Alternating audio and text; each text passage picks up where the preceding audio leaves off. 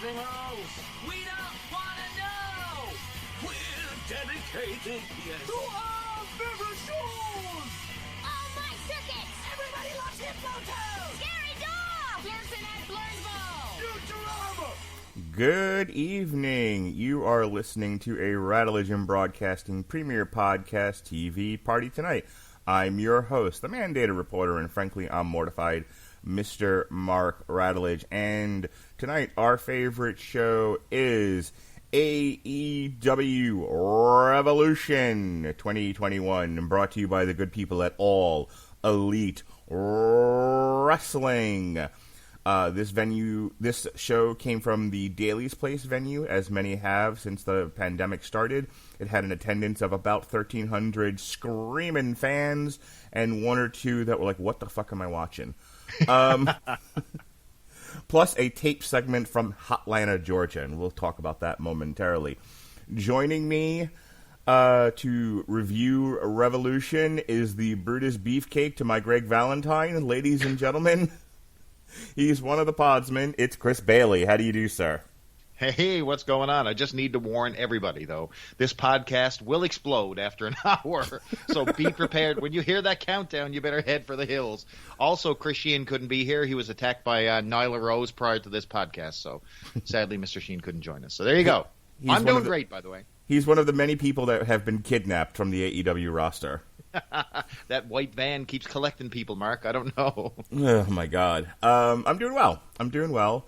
And I'm excited to talk about this. We did a little preview, kind of. My son and my wife and I don't know if you had a chance to listen to it, we did an alternative commentary for the main event, the Exploding Barbed Wire Death Match.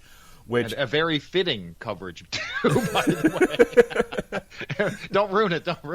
Yeah, everybody's heard the controversy over this pay-per-view. It in history, in the annals of history, it might be known for that one Shockmaster moment, but we will cover the controversy, the good, the bad, the ugly. You know, we will outwork every podcasting team on this show with our surprises here on this one. So I can't wait to talk AEW Revolution, baby.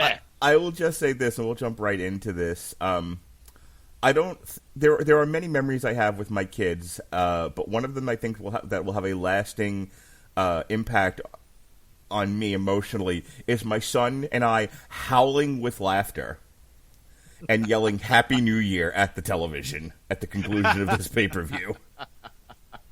That's your setup, folks. That's all you get until the very end. Wait for the clock. It's coming.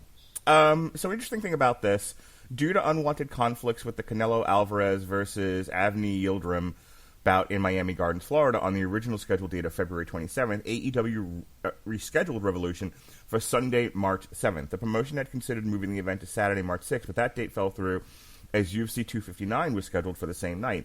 And AEW did not want to also air their pay-per-view against the UFC triple header. This, in turn, was AEW's first pay-per-view to take place on a Sunday, which was starting a precedent because now Double or Nothing will be on a Sunday as well. What do you think about that? No, I was kind of really digging the Saturday night thing. You know what I mean? It was different kind of a night. Say, for example, you were a fan in attendance. You know, if you attended a very long WrestleMania, and, you know, I've been to one and I've experienced that Sunday or that Monday morning lag, what happens when you got to go back to work after a show. The Saturday thing was really cool. You know, it gave you a chance to sleep in, to recover, you know, get your voice back in order for Monday morning. And now everything is heaped on the Sunday. The Lord's Day now belongs to AEW. I think Tony Khan may even bought Jesus. I don't know. You know, here's what I'm going to tell you. I actually like the idea of it moving to Sundays, and here's why. Saturday is always a busy fight night. So if you're a combat sports fan, as I am, I watch boxing, I watch mixed martial arts, I watch bare knuckle, and I watch wrestling. There's a lot going on almost every weekend now that we're coming out of the pandemic and events are happening. Like this weekend alone, there's two boxing matches, and both of them are fairly big deals. You have one on DAZN, and then you have one on Showtime, and you also have a UFC Fight Night, which will presumably be on some iteration of ESPN. The following Saturday, you have a fight during the day that's on DAZN. You have another fight during the day that's on ESPN, and then you have another fight, a big fight at night on DAZN. plus you have the UFC. The 27th, you have a fight during the day, and then you have a big-time UFC pay-per-view at night. So you see where I'm going with this? Yeah. Saturdays are...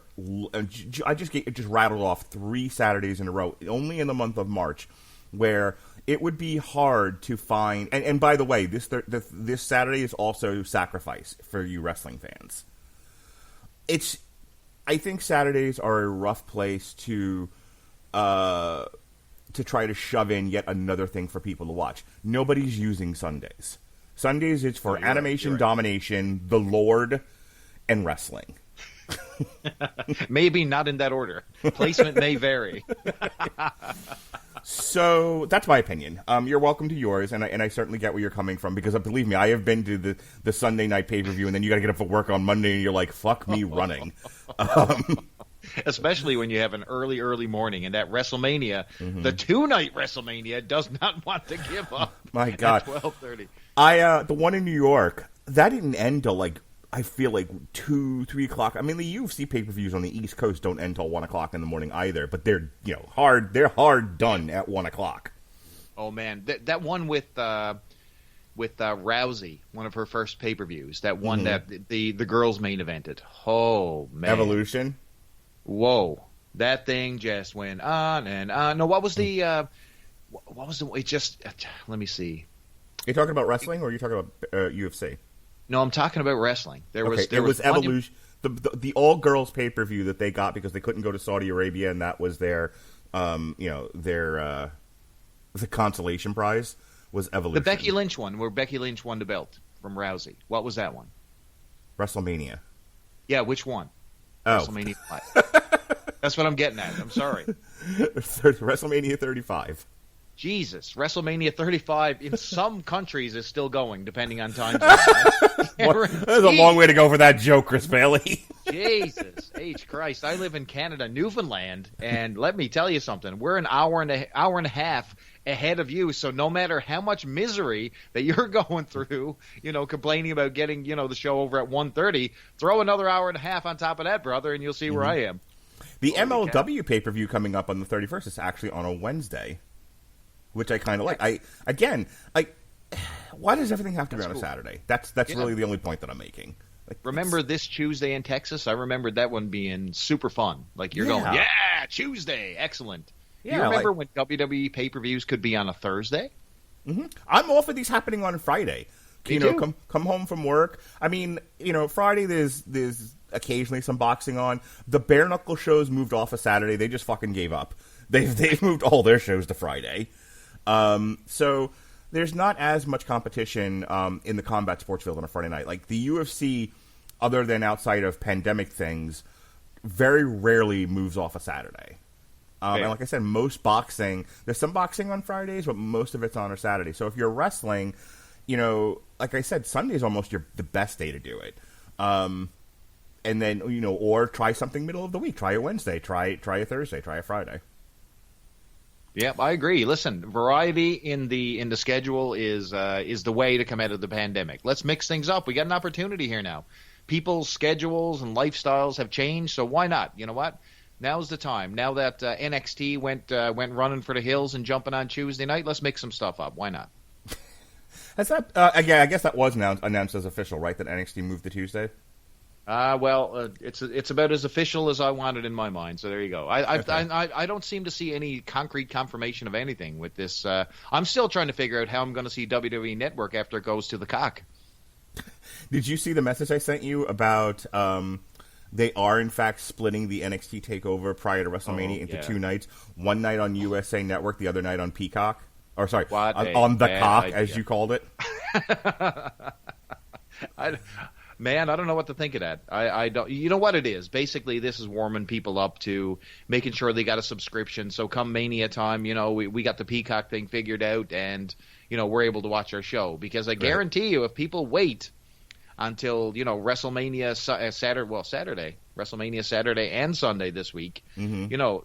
There's always that difficulty where my sign up screwed up, or my email's disaster, my credit card doesn't work, and then all of a sudden, despite the media infiltration, you will absolutely have people going, "Why? What happened to the WWE Network? Where'd it go?" Yeah, exactly. How come my app is not working? Then you're sitting there in front of your screen for 3 or 4 hours calling support. And Stephanie ain't answering. Go to the cock, she'll tell you. I've actually already deleted the app from all of my devices. You know, I am fully on the cock. I always thought that, but I didn't want to say it out loud in public. I haven't experienced much of the cock as of lately. You know, I haven't gotten a chance to watch Punky Brewster, and I wasn't fully on the cock when Saved by the Bell came out, so I really haven't experienced too much of it. Too much cock is not good for you anyway, as far as I'm told. I have other things to do. I can't be sitting around experiencing the cock all day long. I have other things to do. I have other things to watch. I don't know why you're laughing. I'm only talking about NBC, Comcast, Universal's cock. I don't know either. I don't know either. I will tell you this. Somewhere out there's a horse that's like, cock. all right, I'm dead already. Stop beating me. What do you say we talk about this pay-per-view? So for our four listeners who are left, that's including you, Mom, we can start the show. Did you watch the buy-in? I did. Absolutely. I would not have missed out. And actually, I'm glad I did. Because, you know, this is one of Britt Baker, who I've trashed notoriously in the past, one of her better efforts. And number two, it actually had... So the match was... Britt Baker was supposed to be with Rebel. Now, this match, and they were supposed to take on Thunder Rosa and Riho. But what happens, Britt Baker comes out on stage, and she said that Nyla Rose attacked her partner, so Reba cannot fight in this particular match, so she has a mystery partner. Another mystery partner. Now, is this Tony Khan's big steal? Could this possibly be one of the, that big surprise they were teasing? No, it's not. But we get... Japanese singing sensation, the pop icon herself, Maki Ito, comes out. And this was actually a really, really good match. I really, really enjoyed this one. It was a solid opener, and you got to see the ladies in full force. They got to do their thing. So I think this was a really good buy-in, to be quite honest with you. And if you're not familiar with Maki Ito, she does a Japanese pop American Idol style gimmick where, she's basically a broken idol. She was kicked out of the idol group, and now she's, basically a very bad singer out for vengeance. So she comes to the ring. She's in full Japanese schoolgirl pop icon style garb, and she sings her way to the ring. The fans go absolutely crazy because they recognize Maki Ito for some reason. I was familiar with her because I've only seen her work one match before, and I really, really like what I saw here. What do you think? So I watched this with my daughter, who, of course, loves all things Japanese, and she thought Maki Ito was the best thing ever. She struggled with who to root for because she also thought Riho was fantastic. So yeah.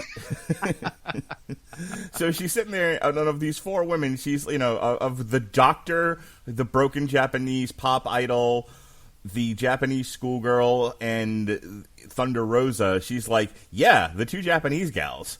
This was not when you wanted the pedophile cops to walk across the screen, by the way. This was not that show. Nope. So I don't know if you know this or not, Chris Bailey, but Maki Ito, known on Twitter as I am the god of love and piss. Fantastic. I'm not going to get into any more of that. This one is just moving south very fast. But I did have to share that with everybody within the sound of my voice while this match was on. And it wouldn't be the first time that night my wife wondered why she was sitting on the couch watching any of this with me. And Sorry.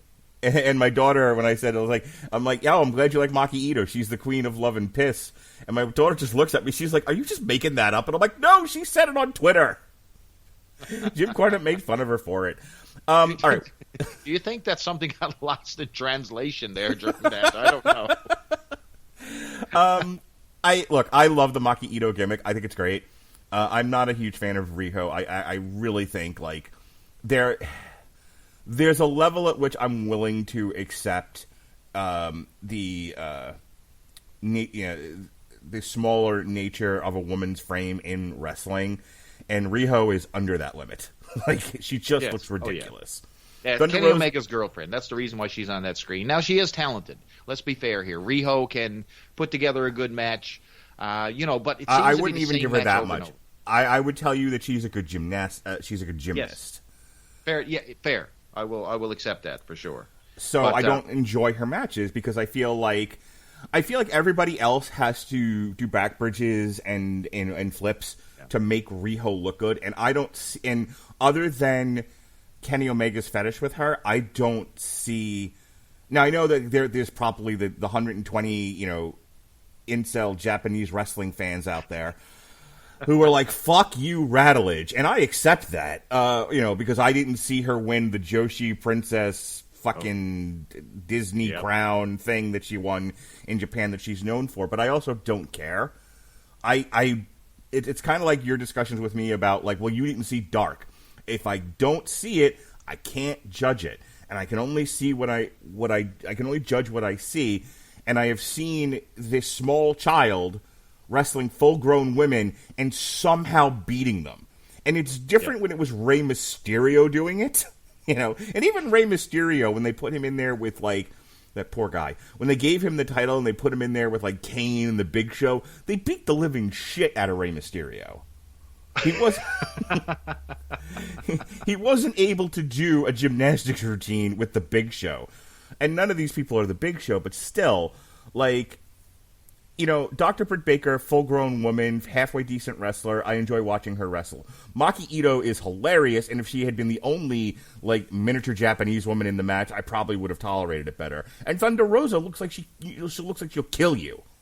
Oh, Thunder Rosa looked like she could not believe that she was tagged with this. This is Thunder Rosa cashing a paycheck here, folks, because it looked like she had wanted no part of being tagged up with Riho. Yeah. This is a lady who's technically sound in the ring, building a reputation as an actual badass in the ring, and she's paired up with Japanese schoolgirl Riho. It just didn't fit. So, the match I thought was technically sound, but anything involving Riho does not survive under the weight of its own scrutiny. It looks ridiculous. It's like, there's a guy, the end theme for one of the Jim Cornette's podcasts, the line is, the Young Bucks will make Brock Lesnar take a Canadian destroyer. Which is hilarious to think about, because there's no way he'd do that. They would try it, though. They want that.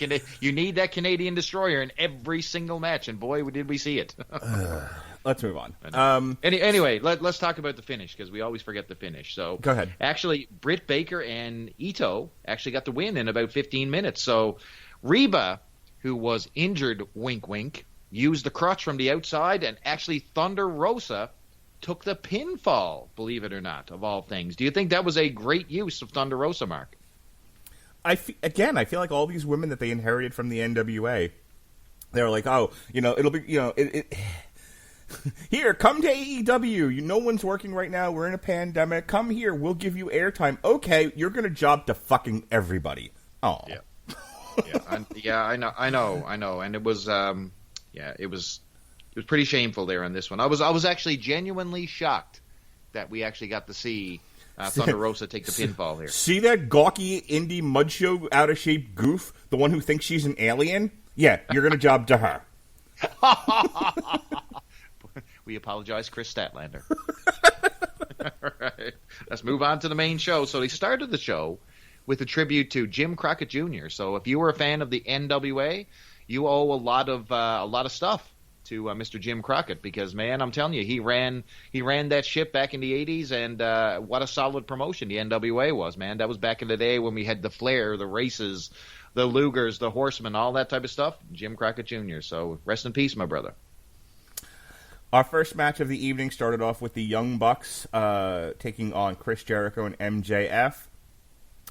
So I'm going to just make a blanket statement here. Most of the matches were fairly solid. I don't recall anything super embarrassing. I think my problem here was they all, with the exception of Miro and Sabian versus the Best Friends, every single match was more than 10 minutes long, and some were upwards of more than 20 minutes long.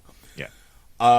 And so this match was sort of emblematic of kind of the rest of the night outside of the cinematic match and the main event, which was basically everything was solid and competent and nondescript. Like, I honestly, I mean, granted, I watched it Saturday night, and I really was paying attention. I wasn't on my phone, the whole time. I wasn't up and walking around.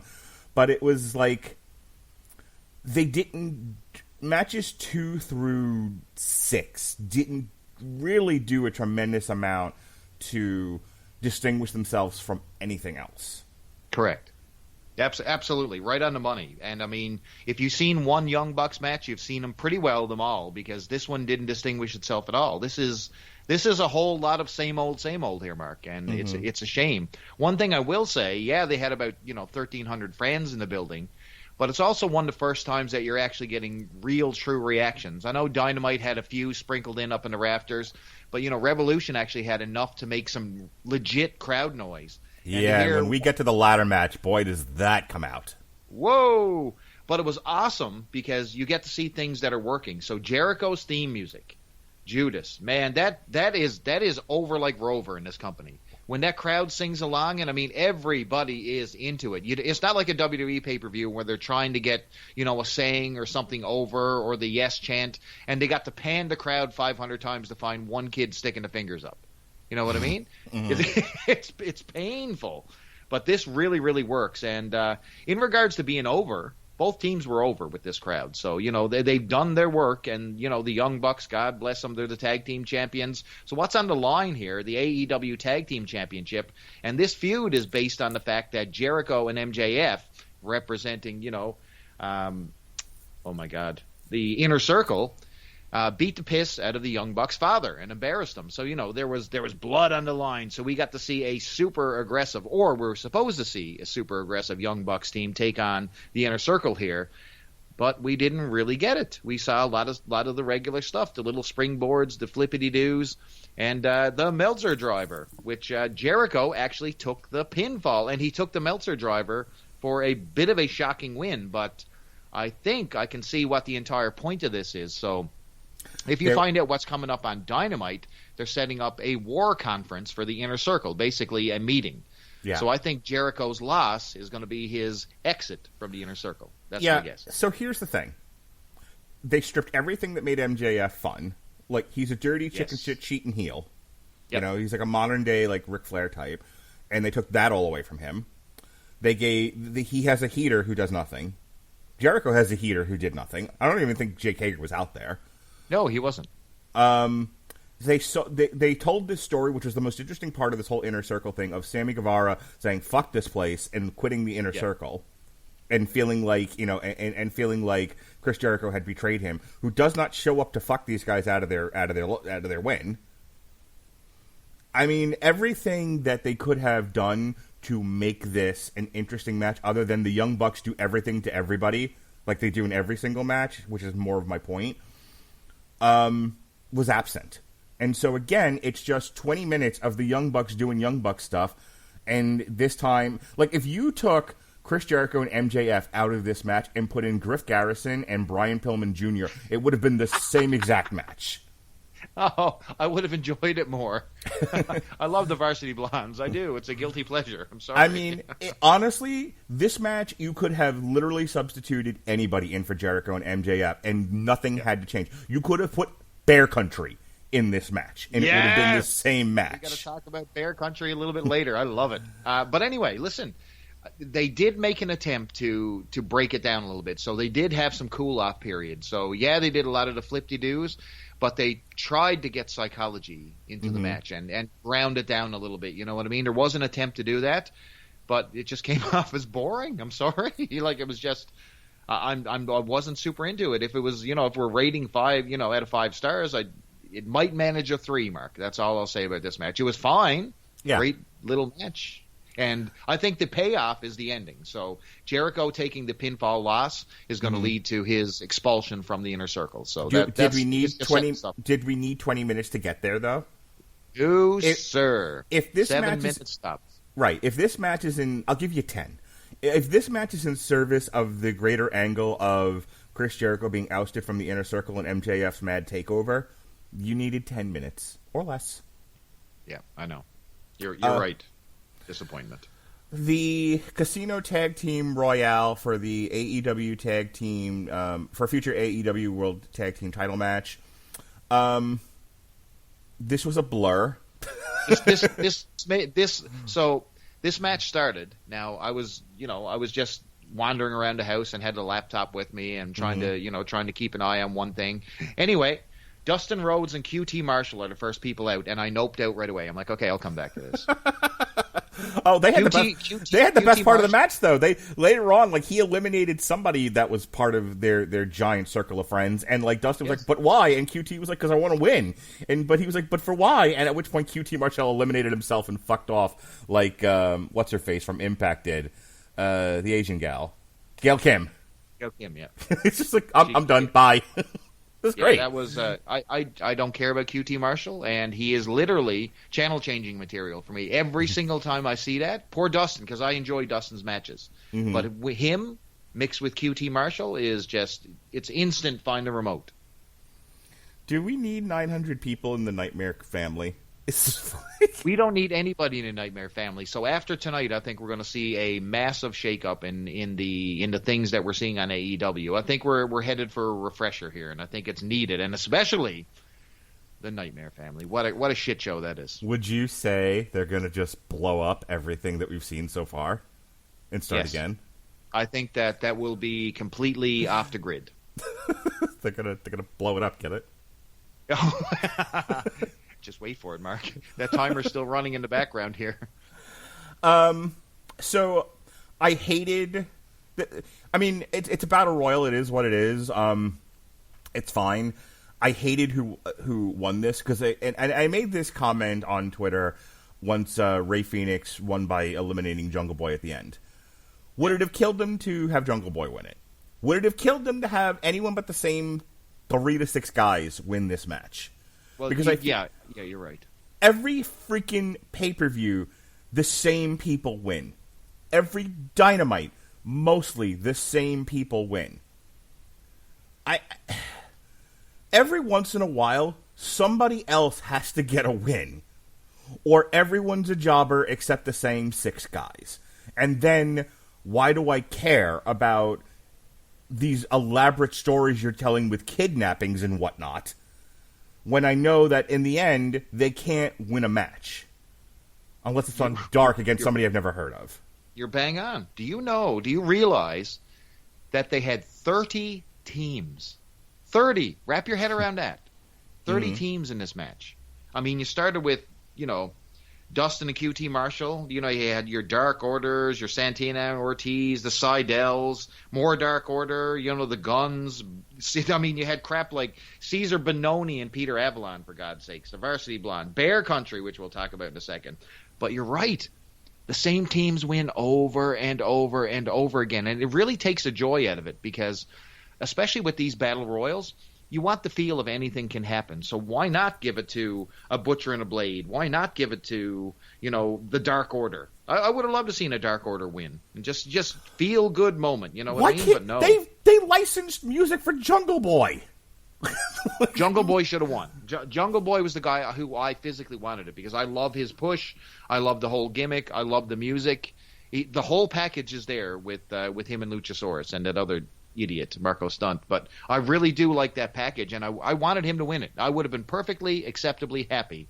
But instead, Rey Fenix and Penta, whose name... no, he wasn't with Penta. Who was he with? Rey Fenix and... Pac, the Bastard. Yeah. So, I have another question. Sure. Where were FTR? This was a match to decide who fights FTR. No, this is a match to say who fights the Young Bucks. Oh, yeah, the Young Bucks. Yeah, you're right. What the hell?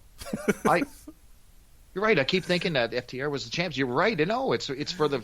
Yeah, and does that even make sense? Well, it does make sense because it's the Young Bucks' little buddies. Hey, so FTR mysteriously vanished. I don't know. You know what it is?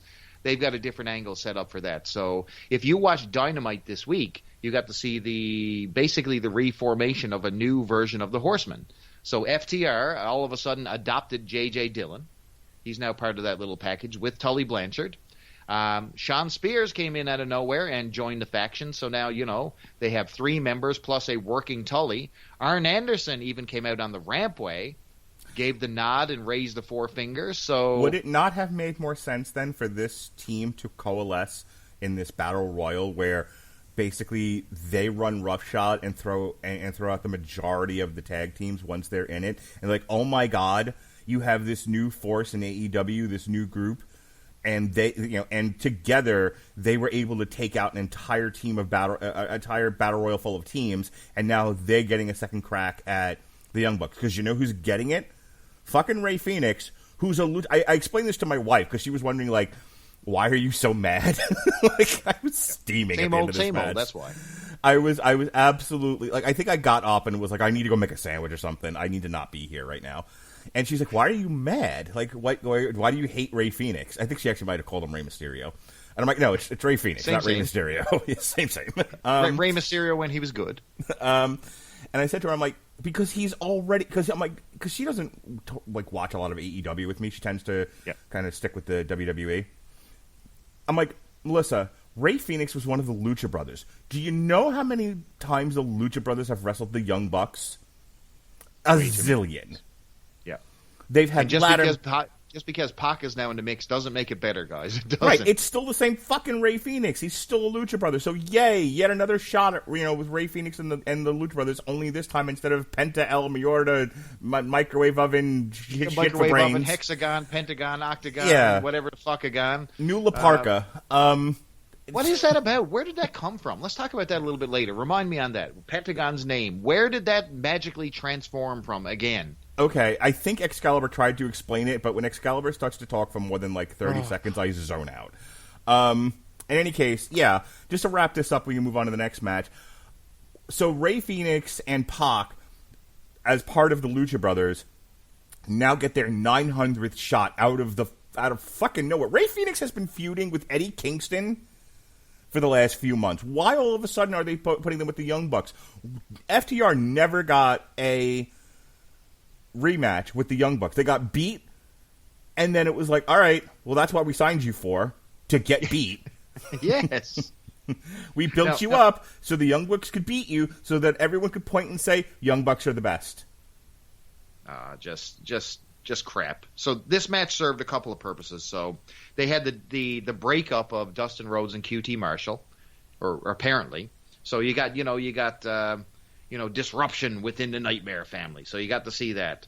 What else was in here? You got a bunch of teams just tossed around. You got to see Bear Country. Now, if you haven't seen Bear Country, picture Heavy Machinery and picture 2 versions of Otis with brown hair and very hairy, and you have Bear Country. And these guys actually kick some ass, and I really, really enjoyed what I saw. It's a different body type. It's your ground and pound. It's your 80s WWF wrestling team, and I think there's something there in Bear Country. At least on a mid card level. You had Private Party came out. SCU was there to toss some shit around, which I don't care about those 2 idiots either. But it all came down basically to SCU, Reynolds and Silver from the Dark Order, Phoenix and Pac, and Jungle Boy representing his team. And of course, as Mark said, unfortunately, Jungle Boy looked like he was going to pull off the win. He got rid of Pac and all that type of stuff, and it was left to him and Phoenix. And Rey Fenix gets the win again, and Mark goes and eats a sandwich. Nothing else to say about this one. Your women's title match is Hikaru Shida versus Ryo Mizunami. By the way, I shared with my daughter. I called her out to watch this, and I was like, hey, my buddy Chris Bailey refers to Hikaru Shida as Mulan. Isn't that funny? And she was like, she's not Japanese. She's not Chinese. And I'm like, she's Japanese. And I'm like, you're right. That's why it's funny, because it's mildly racist. It's also because of the way she's dressed. She looks like punk rock Mulan. And my daughter's just like, if you could hear blinking, you'd have heard my daughter blinking at me. It's not racist because she dresses as Mulan. I'm not making this up and making a racial comment. She dresses up as fucking Mulan and comes to the ring with a cane. Come on. Mulan versus Mizunami. There you go. This match got 15 minutes and 10 seconds to wow your pants off. and they had a nondescript, incompetent match where stuff happened, and Mizunami looks like she's a tough gal. She gave Shida the business. Yep. Here's the thing: it was a cold match. Who's won this stupid? Oh, okay, she's the one that won the tournament. Yes, that's correct. Okay. Yeah. So let's she talk beat about people like Aja Kong and Nyla Rose and all this stuff. So she built her way up. Right. Now, the history between Shida and Mizunami is that, these folks have wrestled a bunch of times in different locations, okay? And one of the things that came up was one comment. So this is like Edge and Booker T, arguing over shampoo at one of the WrestleManias, okay? Mm-hmm. So Mizunami claims and told Shida that she would never be able to get a win over her in 100 years. And that's what this entire match was based on. That one quote that, Mulan will never beat her in 100 years. And stakes were high. And that's what you got to see. So this match rewards you if you paid attention to YouTube and Bleacher Report. And if you didn't fast forward it on the occasional time it showed up on Dynamite.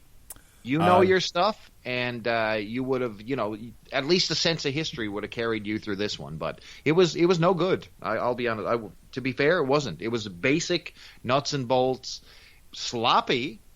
Man, listen, somebody has to stop, Shida from doing that fucking Falcon Arrow, man, because she has no idea how to hit it, Mark. Now, this lady she's fighting is about 900 pounds, so I'll give her credit for even getting her up in it. But, Aww. Man, she can't do the Falcon Arrow, and that's her finish. What's going on here? Yeah, I watched it. I watched it with my daughter, who was half asleep watching this thing. I think she noped out at about the 10-minute mark, and she was like, "I got to go to bed." I'm like, "Okay, I get it." Didn't have school the next day. For those of you starting to dial CPS. Shida gets the win in this one about, like you said, 15 minutes, and she retains her championship, but she finishes her with a knee strike. Can we stop? Mm-hmm. Can we stop the knee endings? It doesn't work for me anymore. I'm done. This is a weak move. A knee strike is not a finisher. It's not a finisher, guys. Go back and look at finishing moves, the history of finishing moves. A knee strike is just a setup move in the middle of a move to set you up for something. Stop finishing people with knee strikes. Stop it. There you go. That's my analysis. Yeah, I thought it was an average 2.5, 3-star match. You noticed sort of the finer points more than I did, and you're calling it sloppy, so it probably falls on the more 2.5-star side than 3. Fair. But just kind of there. My daughter was happy that Mulan won. Nyla Rose came out, and Nyla Rose came out at the very end and attacked Shida with Vicky Guerrero. Boy, it was a big beatdown. Now, what was funny about this was that Britt Baker, Ito, and Rebel, who all of a sudden is miraculously healed, or somewhat feigning the fake injury all of a sudden, and out comes Thunder Rosa, fresh off a loss in that first match, and everybody bails out. And there you go. So I guess what we got on the horizon is Nyla Rose and Shida to look forward to. Same old, same old. Speaking of which, Miro and Kip Sabian defeated the Best Friends, Orange Cassidy and Chuck Taylor, in a tag team match in under 8 minutes. Wow. Well, at least they didn't waste a lot of time with this. No, boy, they didn't. And I will say one thing. So if you're looking at this match, it's all Miro. So it's just Miro freaking out, Miro punishing Chuck Taylor, destroying Orange Cassidy. Cassidy gets a little bit of some spots at the end. And basically this match ends when Miro sticks the Steiner recliner on Mr. Chuck Taylor, but actually does it properly. So you know how you've heard me argue about Scott Steiner, the Steiner recliner being the worst finishing move, the worst camel clutch in the history of wrestling. Mm-hmm. Well, Miro put it on. And he had it loosely, he had that loose grip that Scott Steiner does, like not even touching the chin.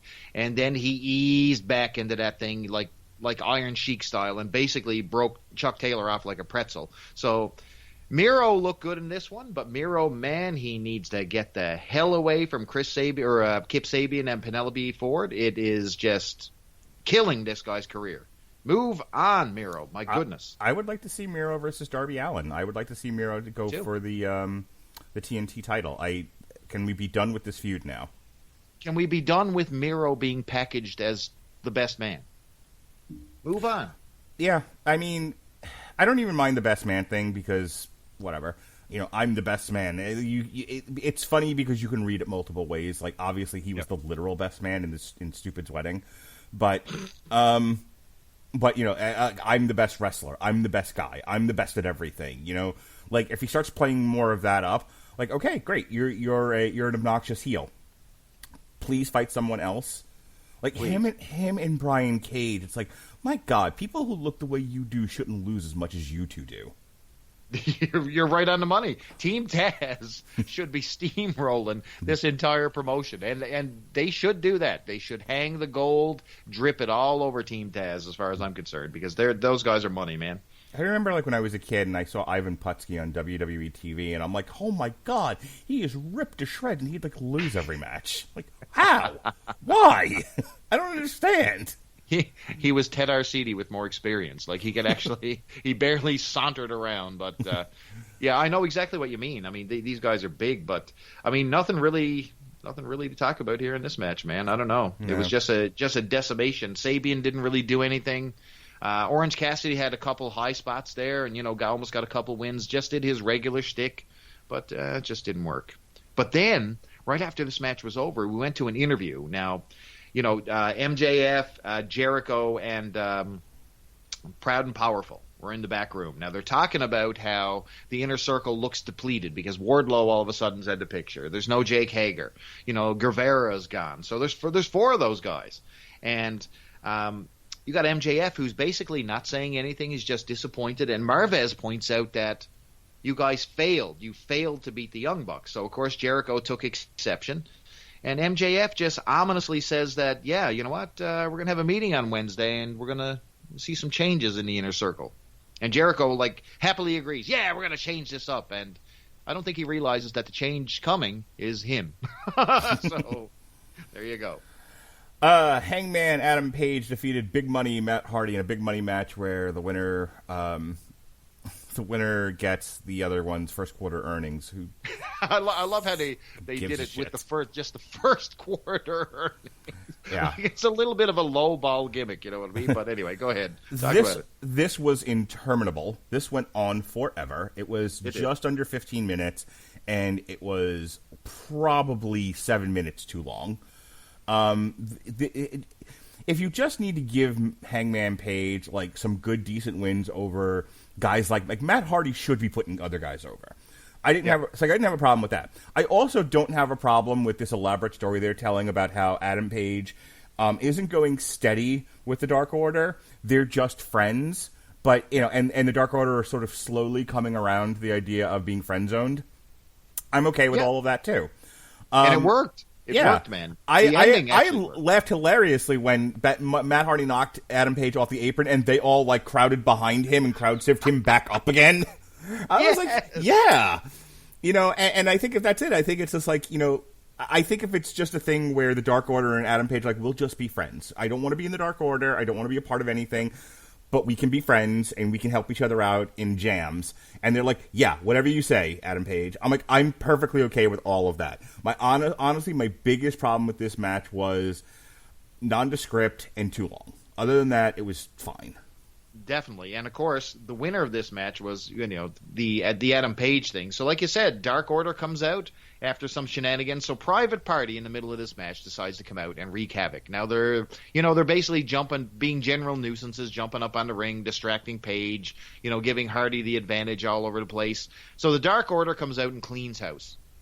And, of course, Matt Hardy's about to knock Page out onto the floor. They catch him. All of a sudden, he grabs the lariat. Boom, he wins, and he's got Matt Hardy's first 2021 first quarter earnings. So there you go. And he walks away, and he actually celebrates and joins in with the Dark Order. So you know what? Feel good ending. 7 minutes too long. They just took way, way, way, way too long to get to the point. This should have been 7 minutes and be done. Walk away. Are we done with Big Money Matt Hardy now? Now that he lost his first quarter earnings, is he still big money? I mean, no, he's recruiting people, so we're going to see more people piled into the the Matt Hardy experience. I like what they've done with Private Party actually, because they got a bit of more of an edge to them. Mm-hmm. They're dressing up you know what I mean. Like Matt Hardy has spent some more money, so now their ring attire is a little bit more, their attitude is a little bit more. So he is putting people over. So let's, wait and see. Wait and see. Yep, I'm not going to shit all over us just yet. I mean, whatever. The face of the Revolution ladder match, because boy does this company love gimmicks. For a future AEW TNT Championship match, because we don't know how to book stories. So instead, we just have tournaments and battle royals and ladder matches for championship fights. That's how we do it. And it was Scorpio Sky, Cody Rhodes, Penta, El Zero Miedo, Lance Archer, Max Caster, and Ethan Page. By the way, Max Caster is my new favorite wrestler. He's hilarious. Man. So Max Caster starts. So he comes out first. And he does this rap to the ring. So if you're not familiar with rap, with Max Caster, he's part of a, what's his team? What's his tag team's name? Yeah, The Acclaimed. And his name is Platinum Max Caster. And he comes out and he's got a rap gimmick while this other guy basically sits on the floor and just nods to his music. But anyway, this time he comes out. And, I mean, he's spitting out raps. I mean, he's killing everything that's in the news, including Dr. Seuss. He said, I'm going to cancel you like Dr. Seuss. I was like, yeah, you know what? The thing that made me laugh was he was like, I'm going to flatten you like Lola Bunny, and I'm going to cancel you like Dr. Seuss. I was fucking howling. It's good stuff. Like, it's low-ball comedy, but intentionally so. So it works 100%. Yeah, loved it. I wish he had won, because I wish anyone besides the same six guys would win. But then here, and I wanted you to talk about this. If nothing else, I've been dying to hear you talk about, because you're my Impact guy. You're the one. You're my Impact historian. The debuting Karate Man himself, Ethan Page. Take it away, Chris Bailey. So this was another part, and I was following this whole show on Twitter. So I love reading the responses and the live hot takes on how pay-per-views are unfolding. So Ethan Page is announced as the mystery sixth man. Now this whole pay-per-view's build is built off the fact that there's going to be a big announcement. Big Show came out on Dynamite and he proclaimed there's going to be, a huge signing for AEW. So every single fan is waiting on their tippy toes. Can't wait to see who's going to debut. Now, Ethan Page was a mystery six-man. He was not the big debut. He's not the guy who's going to show up a little bit later. But some fans thought that, and it was outrage, and he got, a little bit of a lackluster response coming out of the gate. Now, you might say, Chris, who in the blue fuck is Ethan Page? Well, Ethan Page used to be a tag team wrestler from a tag team called The North, and a very, very good tag team, called The North in Impact Wrestling. And, he tag teamed with the Walking Weapon, Josh Alexander. And these guys had a really, really defined technical tag team. Really solid work. I mean, Ethan Page is a worker, Mark. He's really, really solid. But somewhere along the line, you had a gimmick where Ethan Page takes leave of his senses, and he becomes the Karate Man. And you might say, oh, what does that mean? Is he Billy Graham going around in his karate gi back in the 70s and 80s and all that stuff? No. He actually believes that he lives in a video game world, and he tries to literally kill people inside a video game world. So his gimmick is that he brings people into his video game realm, and he fights them Mortal Kombat style. And they use the graphics, they used all the special effects, the fake digital blood, you name it. And the last time that I physically saw Ethan Page on an Impact show, he fought himself. So Ethan Page fought his video game counterpart, the Karate Man, and Karate Man killed Ethan Page. So live on pay-per-view. And now Ethan Page, sans the Karate Man, as for right now, shows up as the mystery six man in this match. And you know what?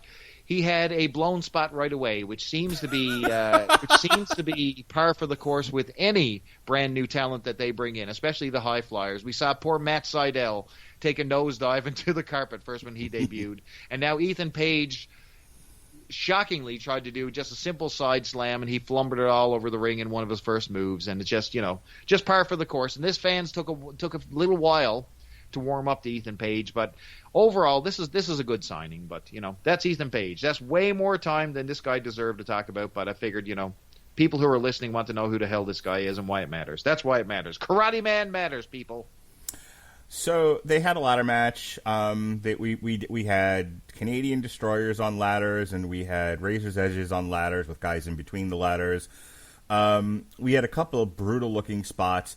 Cody Rhodes took a pretty bad bump and looked like he injured his shoulder, and then he got taken out of the match, which I thought was fun. Now, Yes. here's what was supposed to happen. You were supposed to feel sympathy for good guy Cody Rhodes, and Yes, I mean, when he the fought, guy who's got the most elaborate pyrotechnics, laced entrances, theme music. He's got people coming to the ring. Like, this guy is like, you ever see boxing where they got like the complete entourage that comes to the ring? Right. 700 people leads yeah, him it's to the ring. Tyson at the height of his powers. Bingo. That's where you're going. Go. Keep going. So you're supposed to be with Cody because he's the hero of the day. By the way, is his year up now? Can he compete for the world title? Remember, like, if he didn't beat Jericho, he couldn't compete for the world title for a year. It has to be. Okay. No, was it just for a year or for life?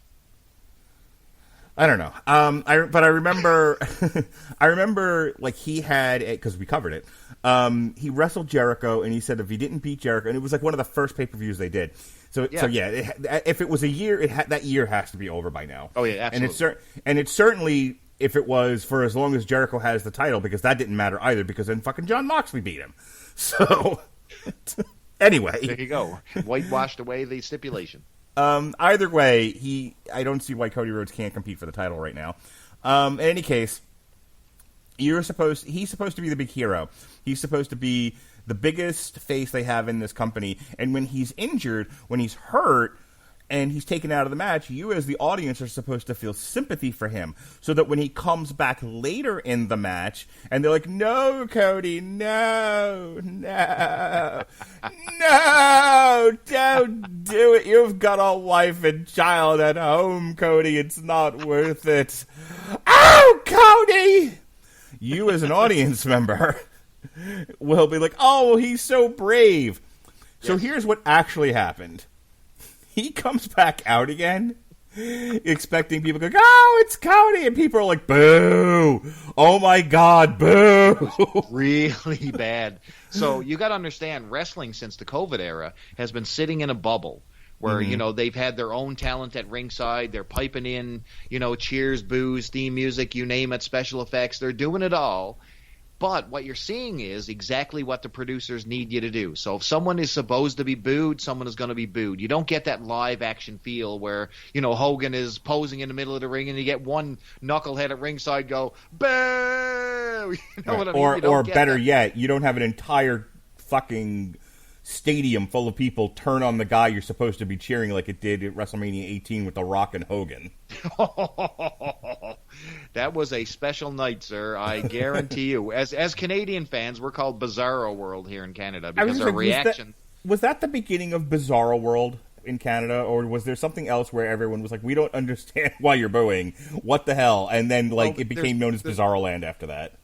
No, it's sort of Bizarro Land. I think if you're talking about Bizarro Land and you're talking about Bret Hart and the whole Canadian thing, you know what I mean? That's when it really, really turned on its head. Now, Canadians have always had their favorites, like Dino Bravo, regardless if he was face or heel. Lance Storm, face or heel, always got cheers from Canadians. So they've always supported their hometown own, despite heel or face. But the Bret Hart thing really kicked it off. But, man, WrestleMania 18 with Hulk Hogan, let me tell you something. Hulk Hogan is God in Canada. I mean, everybody remembers WrestleMania 6. I mean, every single Canadian here was wanting him to drop the leg on the Warrior and move on. Let me tell you something, brother.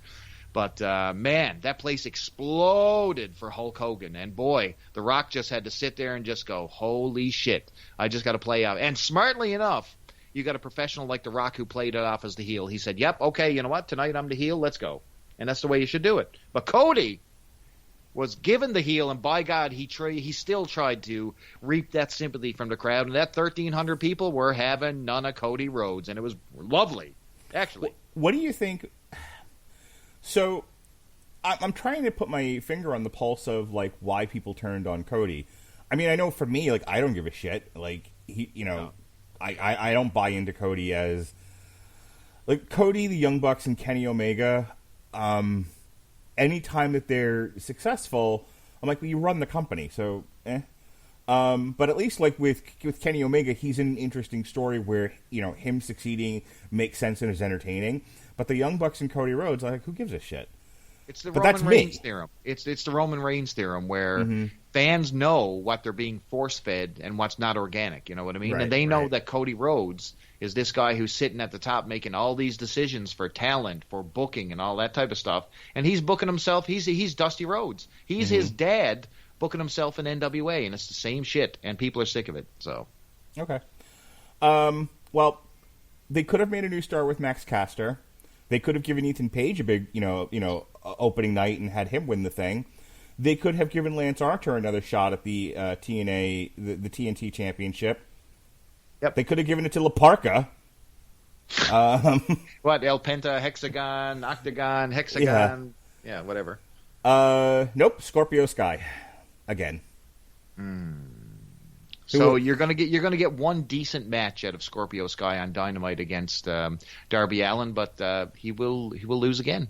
When was the last time Scorpio Sky was actually on Dynamite? With SC, they had an incident where I'm blurring between Dark and Dynamite, where you got to see an attitude change. So he was with SCU, and there was an attitude change, and he sort of walked away frustrated on his own, and that's basically the last time I recall seeing him. So this isn't boxing or MMA, and even then people will tell you, like, oh, I'll only tune in for the main event. So, like, there was a heavyweight fight in France that took place this past Friday, and I was busy doing other stuff, so I was only able to catch the main event, which is no big deal. It's like boxing. If I'm there to, if I can watch it all day long and watch the undercard fights, sometimes you get a really good one. There was one recently on PBC where, you had some pretty brutal knockouts early on in the night, and those are fun to watch. But I would tell you for the most part, it's, if you like to watch boxing, if you like to watch MMA, then watching a cold match with no build and you don't really know who the people are, you're just watching fighting, it can be fun. That's kind of my problem with the way AEW does things. Wrestling is its own thing. It's not, since it's not like a legitimate competitive sport. It's sports entertainment. If things don't have build, if things don't have story, and I don't mean story like, Marco Stunt got kidnapped. I mean... Is that really a story, Mark? Like, if they wanted to make Scorpio Sky the winner of the stupid ladder match, they should have been starting from weeks ago, so that by the time you get there, you want Scorpio Sky to win.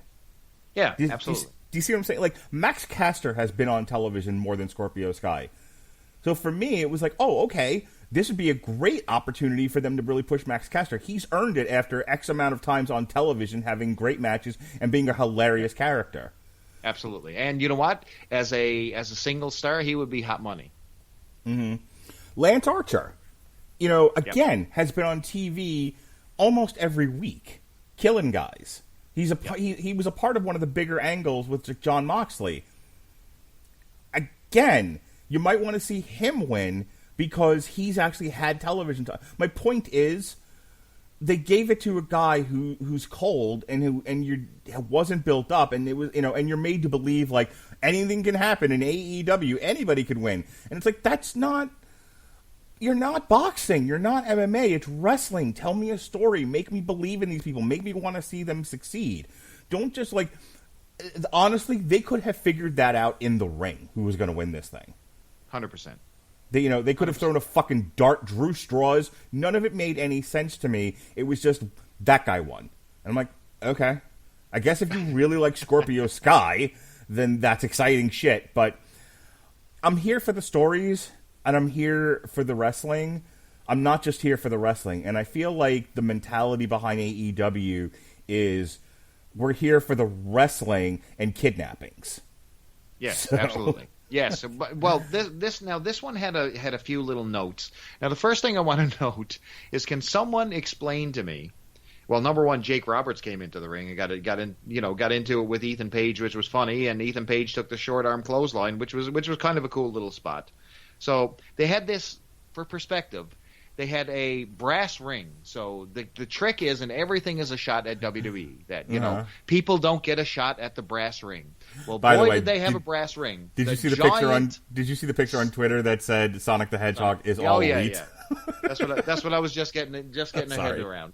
So this brass ring looked like one of the Sonic rings you'd see in one of the game, and this thing was like a life preserver, Mark. This thing was fucking huge. Yeah, it's one of those like little raft things you have in the pool that you sit in, yes. or a tube that you go down a slide in.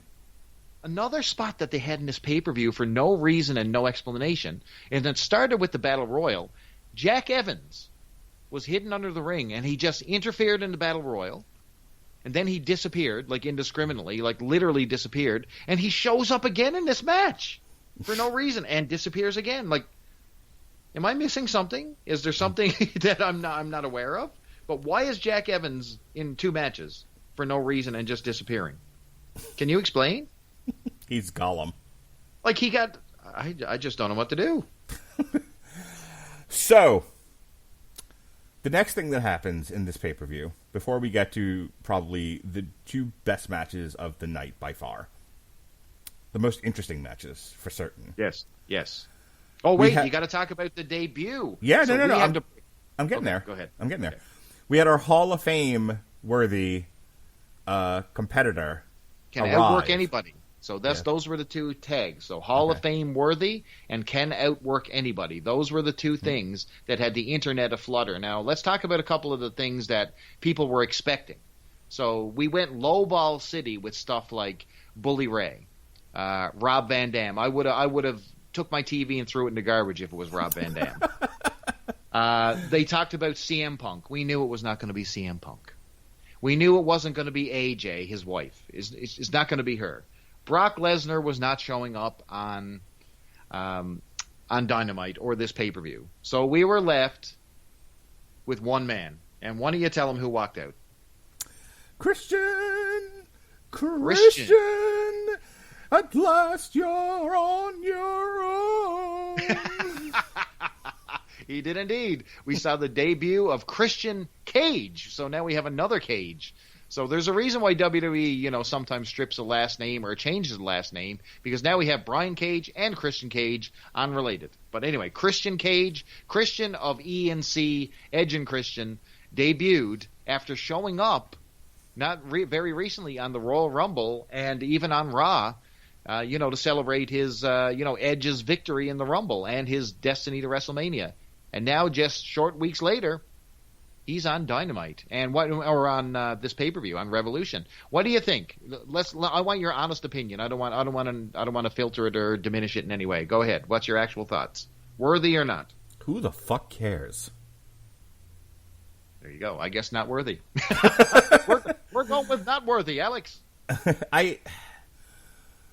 When Christian showed up in TNA and he was like, I was always seen as Edge's goon, or if everyone's most positive memory of me is Edge's tag team partner, and that's all I've ever been. When I was on my own, I was nothing. When I was with anyone else, I was nothing. The WWE treated me as such. The only time I basically got a piece of whatever glory Edge has when we were a tag team or when we were with Kurt Angle. And so I'm here to prove myself, and I'm here to show that I'm a main event and that I can be I can be one of the legs holding up this company that is struggling to be the number 2 in the world against the behemoth that is WWE. I'm like, you know what? I'm with you, dude. I don't think you're much of anything. I don't think you have a great look. I never thought you were that great of a wrestler. I think you're average. I think you are the very definition of the average white Joe. Oh my. What a shellacking, a audio pounding Christian just got right there.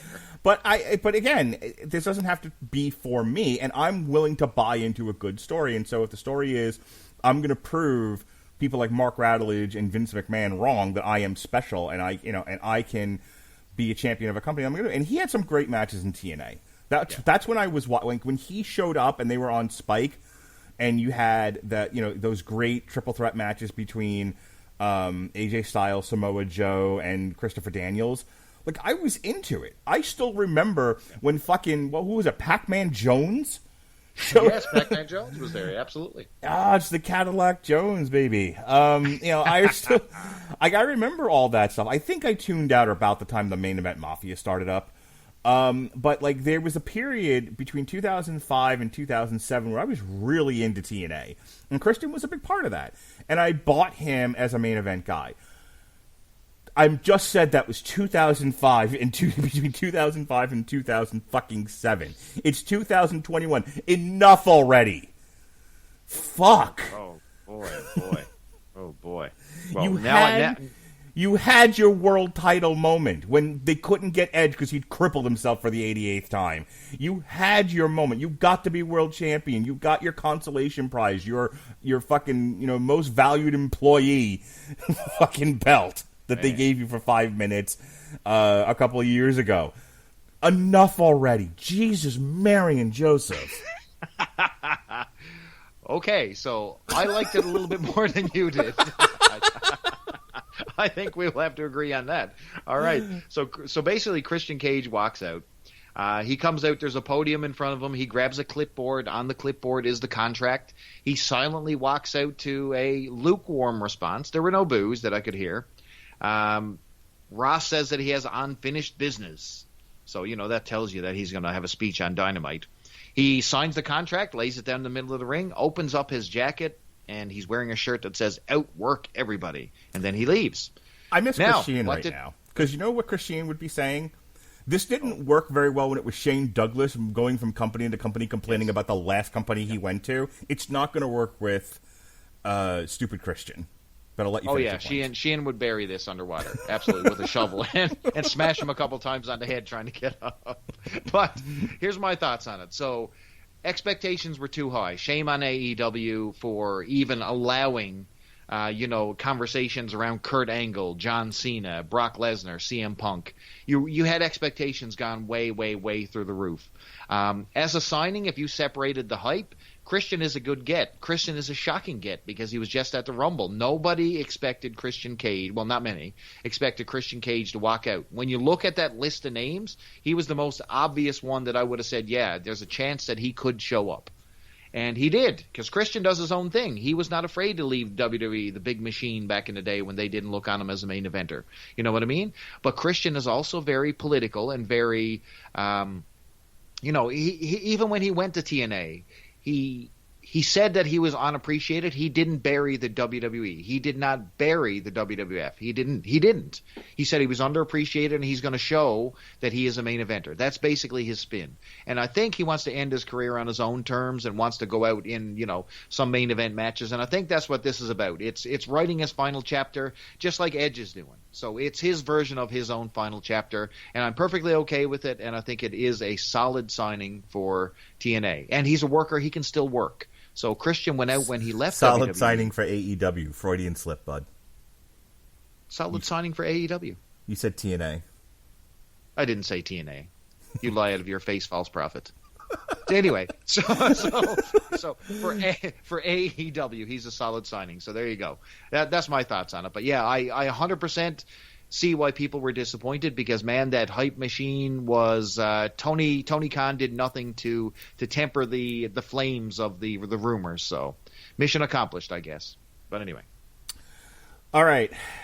This whole pay-per-view was kind of meh. I mean, we're talking about it, and it's kind of like when I do movie reviews. The more I talk about it, the more I realize how much I didn't like something. But while I'm sitting there watching it, I'm like, my teeth hurt. But now, oh boy, this pantsless extravaganza. This. A couple of months ago, I said, I'm done with cinematic matches. Please, no more. I can't take it. These are awful, and they're getting worse every time. Yeah. You know what? People listening to this podcast are like, you're a big mouth motherfucker, and we hate you, and we wish you'd eat your words. And you're not wrong. People who listen to this podcast. I am a big mouth motherfucker. That's why I have a podcast. Because I got some shit to say, and I'm not afraid to say it. But I'm gonna eat my own words.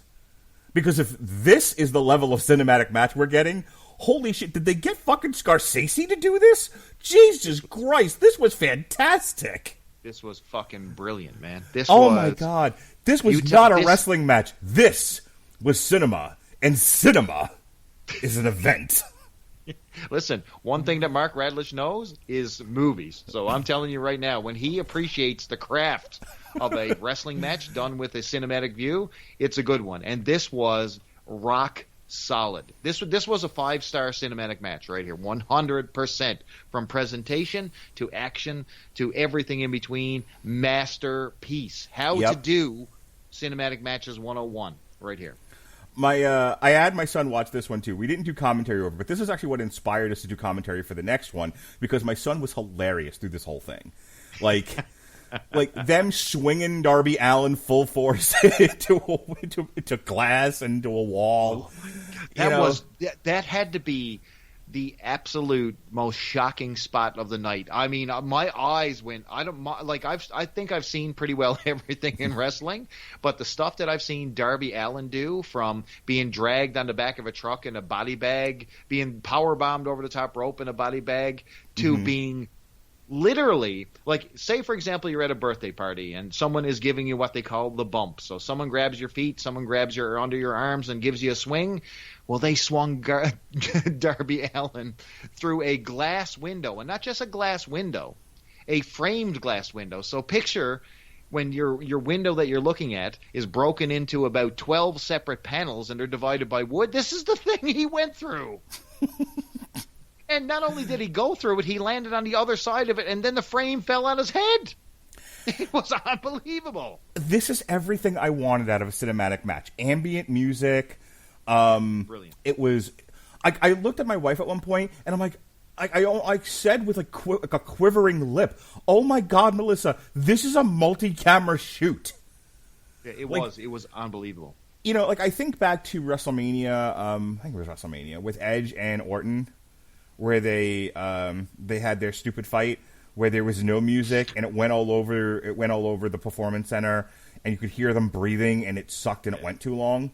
Yeah, absolutely. Junk. Like, this is the evolution of that whole idea. It was like everything we complained, like, because I remember us talking about it and I complained at the time. I'm like, if you're gonna do, like, they did the same thing like a month later with fucking Ciampa and Johnny Gargano, where I was like, you gotta cover up some of this stuff. Like, if you're gonna do it, lean into it. Make it a movie. Make it like a real movie. I would have like curtains coming up and everything, and that's what they did here. This was wonderfully edited. This was a highly readable action stunt fight. It went about a little less than 15 minutes, and I'll tell you what.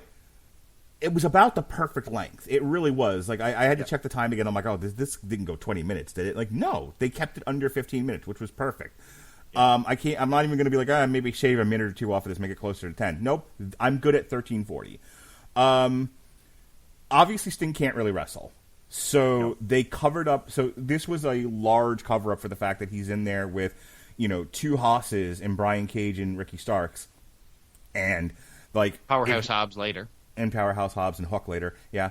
But, like, they worked around Sting's limitations, and they made it super entertaining.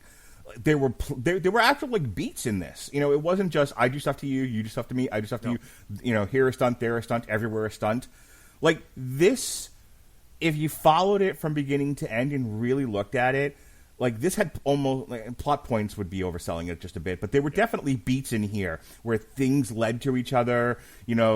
They told, this was probably the best storytelling I've seen the entire night in terms of, like, the action in the ring. The ring, in quotes. It literally was. So let's describe the scene for the fans. So, I mean, you get the Taz's group. They show up in this beautiful sports car, and they enter this seedy, broken down building with a wrestling ring in the middle of it. It's like an old factory setting, and they really go out of their way to set the mood and drama. Now, the heroes are not here yet, so you get to see Darby Allin drive down the street in complete face paint, on his skateboard. So you get to see the cool kid. You know what I mean? And man, he looked cool. Let me tell you something. That was a cool entrance. You got to see Sting in all his glory, coming down. They did the whole Crow entrance where he's got the full flowing cape, the bat, and they're doing all the motions and camera tricks and all this stuff. And the heels actually had to wait for Darby Allin to ride on his skateboard and for Sting to slowly walk to the ring, or walk to the place where they were going to have it in this big factory and have this match. So they actually set the table. So, we were minutes just watching entrances, and they were really good, Mark. Like, you look at Darby Allin, and he looked main event. Sting, like, you were excited to see him. My God, it's the Crow. And he looked like a badass coming to the ring with that bat. You had Brian Cage, and you had Starks in the middle of the ring. These guys looked jacked and ready to go. And then you had the match. The match was everything, man. It was part hardcore. It was part scientific. They went through all parts of the building. They did this ridiculous spot, with the glass number one we just described earlier. But this building, they go up several levels. They go up to the roof. They go to the middle part of the thing. And around the middle of the building, they have this little catwalk that opens up to almost like you can see down where the wrestling ring is down below, you know what I mean? And in the middle of this thing, it was one of the craziest ass spots I've ever seen. Who was the person who was power bombed down through a table and just literally fell off, like it looked like he just disappeared into the ether? Who was that? I guess that was Hook. Oh my God. Yes, like it looked like somebody was physically killed. There was a spot in the middle of this thing where I was just blown away. And of course, it all ended up with Sting in the middle of the ring with Starks, and he hits a Stinger Splash, and then he scores a Scorpion Death Drop, and boom, this thing's over. And man, whew, I loved it. My reaction on Twitter was literally like bravo and a standing ovation gimmick. GIF. Oh, 100%, man. It was bang on. It was. You talk about what's about to happen in this final match. This may just save the show. It was so good. This is what it should be remembered for if you're talking about Revolution 2021. I kind of wish this had been the end. Absolutely. This would have more than made up for what's about to happen. Yeah. If they had gone off the air with Sting and Darby Allin winning their cinematic match and that had been the end of it, I'd be like, okay, I have positive memories of this show. This wasn't embarrassing. This was a lot of fun. This is what cinematic matches should be. If You're gonna do it, lean completely into the cinema part of it. Yes. And like I said, give us editing, give us music, give us stunts, and keep it relatively short. And they did that. So 4 stars, perfect. Literally amazing. Perfect. Literally perfect. 7 stars in the Tokyo Dome. Speaking of 7 stars in the Tokyo Dome, they set up this barbed wire death match, where it's barbed wires around 3/4 of the ring ropes. One of the ropes left exposed with no barbed wire. There were 2 wooden plates of barbed wire stacked in 2 opposing corners, and then the ring ropes were rigged to spark when you hit them, and then on the outside there were pallets of barbed wire lining the outside that also were rigged to spark when you hit them. And so there's your setup. Yeah, there's your setup. Oh, one second, Mark. 1 minute. Uh-oh. What's happening here? 10. Oh, no. 9. No! 8, Mark! 7, This thing's about to go! 5. Clear the ring! This podcast is gonna... No! Oh, nothing happened, Mark. But you're supposed to act like it did. Don't you understand? Yes. Oh, my God. Mark, are you okay on the other... Mark Radulich is dead on the other end, ladies and gentlemen. Anyway, go ahead. Sorry. In fairness to this match, and I've listened back to my son and I talking about it, for what it was supposed to be, which was a barbed wire death match, yep. I thought my wife's comments about Jon Moxley selling were actually pretty funny, because why is he selling it like he's having some sort of seizure?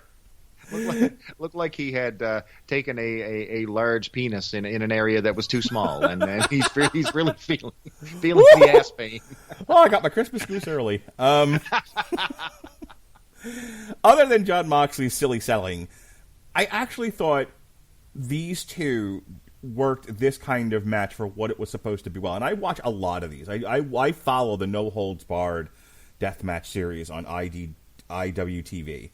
Now, back in the day, tell me something. Growing up as a wrestling fan, you saw those old Japanese deathmatch tapes with Mick Foley, correct? I have seen clips of them. I have not actually watched a full one, and I vaguely remember the Terry Funk Sabu barbed wire match.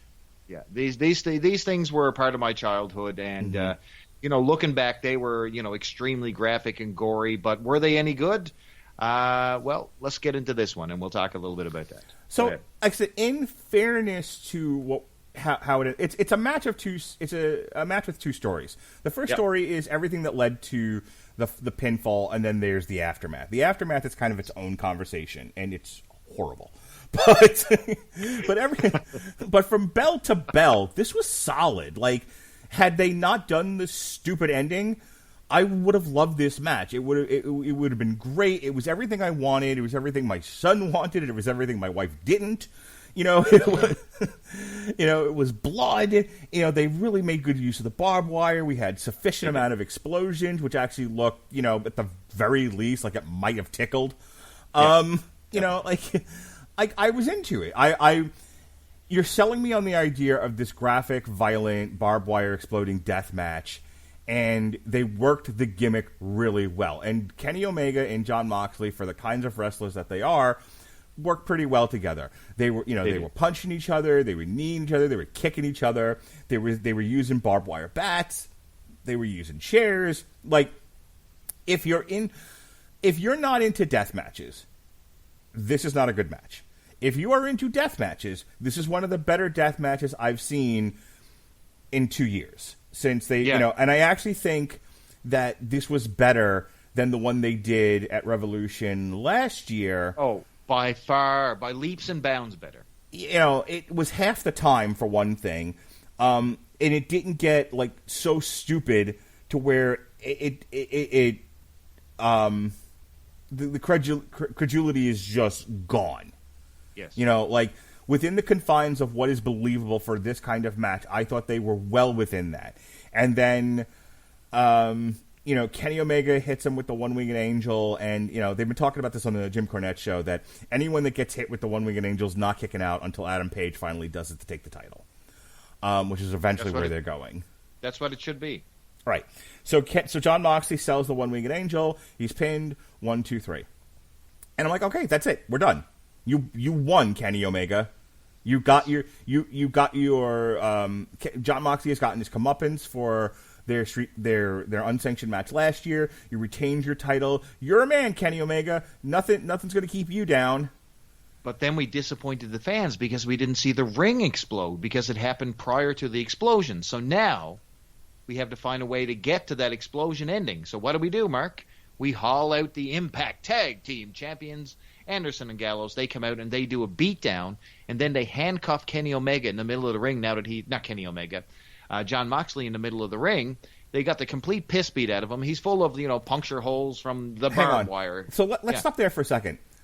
Why would you need your goons to come out? What peril was Kenny Omega in? He beat Jon Moxley 1, 2, 3. He picked up his title. He's the champion. He could have left. They want to finish him up. That's what they were going for. That's what Callis was saying on the mic. No fucking sense. Jon Moxley was already finished off. It was like he came, and then they were like, we'll send in more prostitutes. Like, why? He's already laying in a puddle of his own goo. Right. What more are you going to do to him?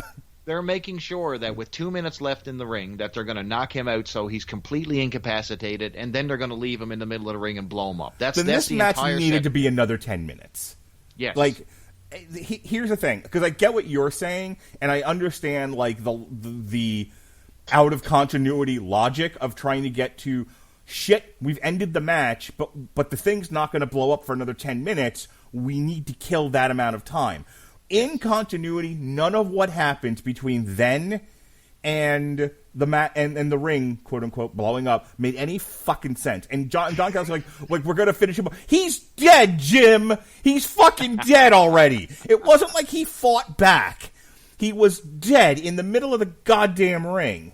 But see, he's a face, so we can't just have Kenny Omega beat him. We got to put him in a situation where it's really unfair. Now he's handcuffed. Now he's got a beat down. Then he can't escape, Mark. Then what should have happened is Kenny Omega should have gotten on a mic and be like, fuck you, Jon Moxley. Fuck your wife. Fuck your unborn child.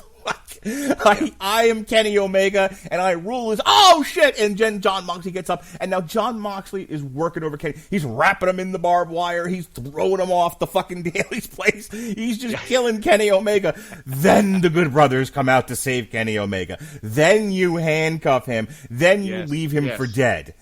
Not he's already exactly fucking dead, and then you kick a dead man.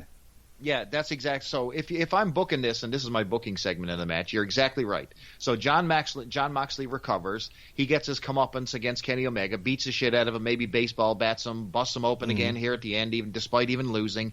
And he's going to hold Kenny Omega in the middle of this ring, and he's going to blow him up. But instead, plans turn around. The Good Brothers come out, and they lay waste. Then you got a three-way attack, and they handcuff him and do the whole thing, and then they leave him for dead. That's your angle. Right.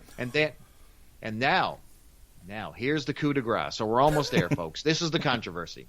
So with only seconds left, so they depart the ring with 30 seconds left just to make sure Moxley's not going nowhere. So they're headed up the ramp, and they're ready to head for the hills. Out of nowhere comes super heel himself, Eddie Kingston, who had just finished up a feud with Jon Moxley previous to this. They had their past. They were former friends turned bitter enemies, blah, blah, blah, blah, blah. He comes out and he's kicking the crap out of the Good Brothers and Kenny Omega and sends them packing. Now, he sees his good friend in the middle of the ring. The timer is now down to 10 seconds. He runs in the ring. He's trying to usher him. He can't lift him. He can't do anything. Just as the clock reaches 2, he gives up and he covers his friend. He puts his entire body over his friend and covers his own head. And then the clock hits 0, and Mark, tell him what happened. Oh, my God, the announcers couldn't believe it. Sparklers. There were sparklers came from both sides of the turnbuckles. Right, so imagine Kane's entrance, but instead of mortars going off and it looking cool, imagine it's sparklers like you would get on the 4th of July and hand to your 4-year-old to run around with and have fun. They burned for like 10 seconds, and then the bombs blew up outside of the ring. They were like 3 little puffs of smokes, like poof, poof, poof. Meanwhile, in the middle of the ring, these 2 idiots sold it like they had been blown up by a nuclear bomb. Yeah. Like they were 2 dead bodies to the point where they had to come and recover poor Eddie Kingston's body off the dead frame, burned, charred frame of Jon Moxley. No. Nothing happened whatsoever. They fucking sold this like the beginning of the Terminator movie.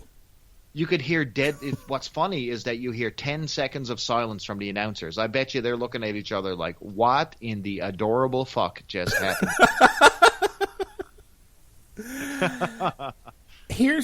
So I gotta say this, and I've been thinking about this since Sunday. So the thing about the WWE that everyone criticizes, like universally criticizes, is that it's so tightly wound. No one's allowed to go off script. No one's allowed to do anything authentic. It all comes across as homogenized, pasteurized, sanitized. Christian says it all the time. It's just over-homogenized fast food, and everyone hates it, and that's why the WWE struggles, because nothing feels authentic. In a world of make-believe, everything seems fake. And you're like, okay, that's not why we watch wrestling. And part of the reasoning behind it, and I'm going to compare this to what happened with Jon Moxley and Eddie Kingston, is you're not allowed to pivot. You're not allowed to react naturally to things. You are given a tight script and told to follow it under penalty of being fired. That's that is the conditions that I've been led to believe are going on in the WWE. Hit your marks, know your lines, get the fuck out of the camera view. That's it. Yeah. That's the world of the WWE right now. And the AEW is this land of milk and honey when it comes to freedom. That everyone can do their own thing, and there was a conversation, I can't remember where we were having this conversation, whether it was like in our Twitter chat or wherever else or something we were doing. But there was this conversation about people go to AEW because they don't feel stifled. They're not handed scripts to memorize. You're allowed to pitch ideas. It's like why Matt Hardy's there. That's why a lot of people have been going to AEW, because it's this giant canvas to play on where you're allowed to do wacky and crazy things, and not all of it works. But I mean, I think we've talked about like the fact that that's the element of AEW that makes it fun. You really never know what's going to happen because they're not tightly wound to a strict structure.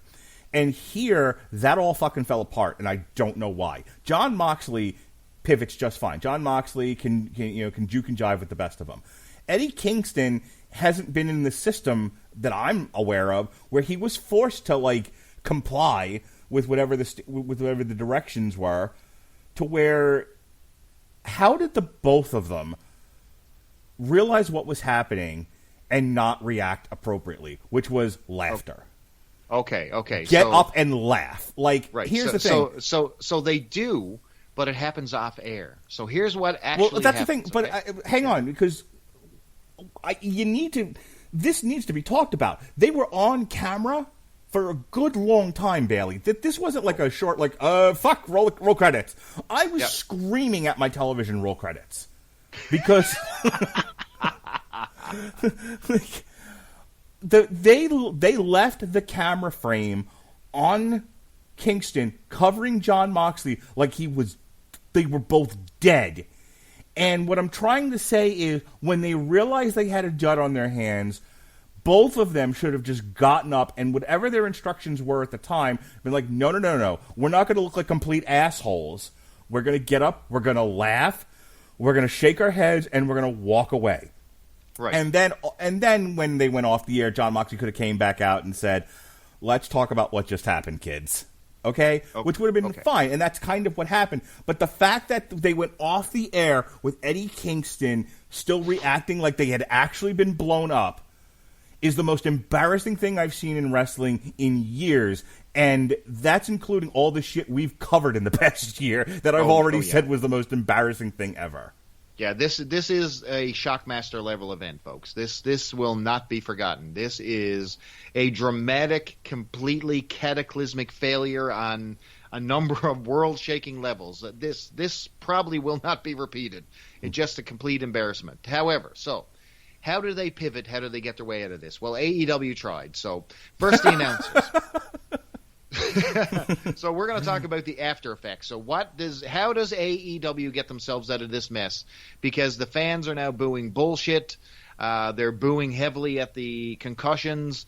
This is bullshit, refund, blah, blah, blah, blah, blah, the whole 9 yards. Okay. So that's not the way you want to end your pay-per-view.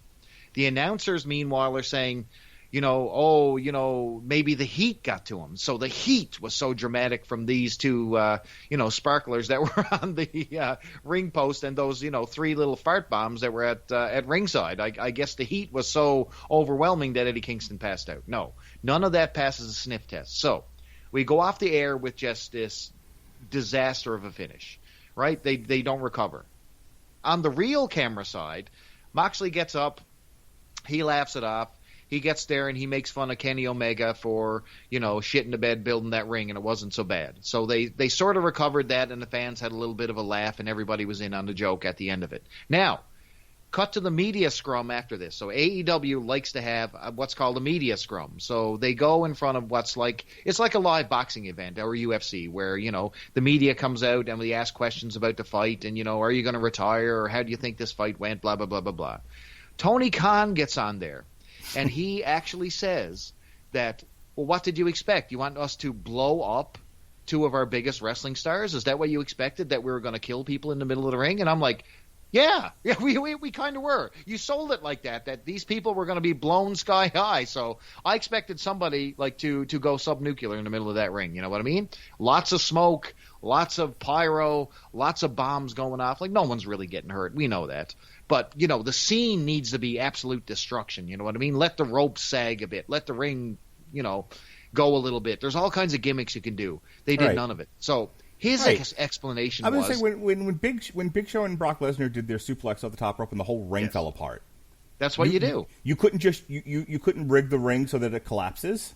That's what you do. But instead... His explanation was, you knew that Kenny Omega built this ring himself, and he's a bad builder, was basically his explanation. And I kid you not. So I watched this show again this morning, okay? And I'm thinking, there's no way that was the plan. Mark, I am telling you right now, I can guarantee you that this may have been thought out ahead of time.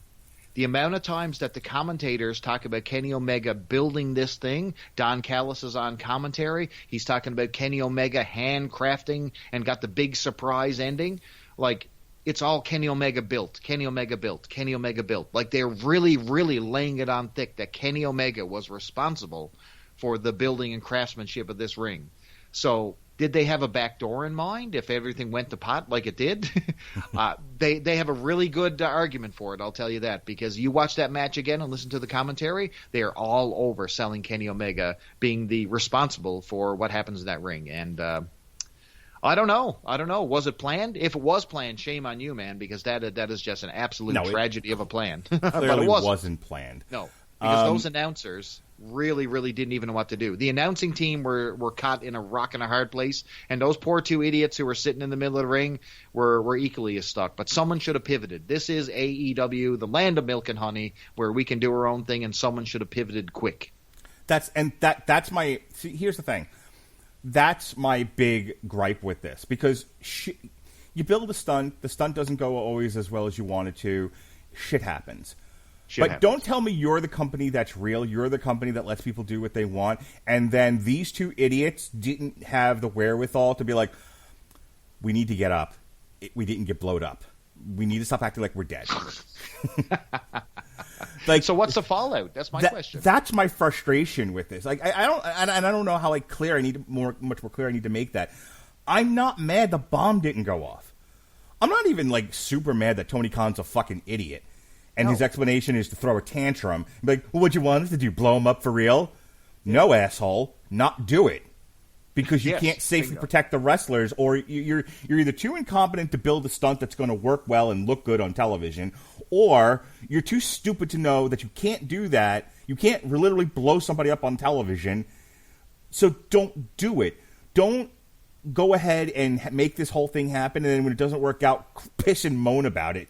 But I'm not even mad about that. Like, Tony Khan's an asshole, and and oh my God, assholes have lots of money, can do what they want on television. Whoa, the world just keeps on turning. Tony Khan, your money couldn't save this explosion, my buddy. Invest in some extra pyro, not just your $9 pack from the gas station. I honestly don't care about that. I care that Jon Moxley and Eddie Kingston, who were supposed to be professional wrestlers, forgot they were professional wrestlers for a moment. Yeah, that was bad. But so the ending was supposed to be these two wrestlers getting blown to smithereens, right? And, a guy who was a former heel came out and protected his best friend.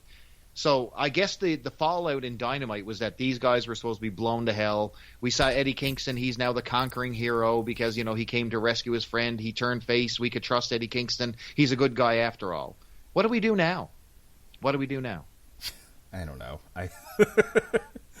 Nobody's blown up, so nobody's dead, so they can't pivot there. Eddie Kingston looks like an idiot for just lying on top of him. What was he just, You can't take the title off Kenny Omega for a while, because he's having he's doing a title for title match against whoever wins at Sacrifice between Moose and Rich Swann. So they fixed that error. Remember we talked about the last show where we were complaining that Impact Wrestling just, okay, well, I guess we just forget all about that and move on. No, they're fixing it now, baby. Good. Excellent. So the Sacrifice this coming up weekend is Rich Swann versus Moose for the unified TNT title. And then the winner of that goes to Rebellion in April to take on Kenny Omega for a title match. So, perfect. Jon Moxley now has had his rematch. Moving past the ring didn't blow up. He got beat. He got beat legit. Yep. At this point, you can't keep doing Kenny Omega versus Jon Moxley. So, I don't know. That feud is done. That feud is done. It has to be.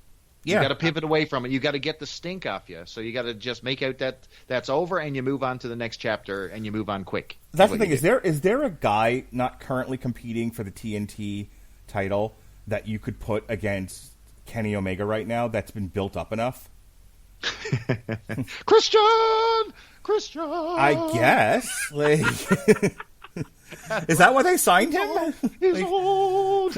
Hey, we've pushed absolutely nobody, and everyone we did push, we then de-pushed. So we have a roster full of nobodies for Kenny Omega to wrestle. It's time to do the Hangman. No. No, I know. It's never time to do the Hangman, by the way. Well, one, that if they're going to do that, they have between now and May, they have between now and Double or Nothing to build up Hangman to the point where that might actually make sense.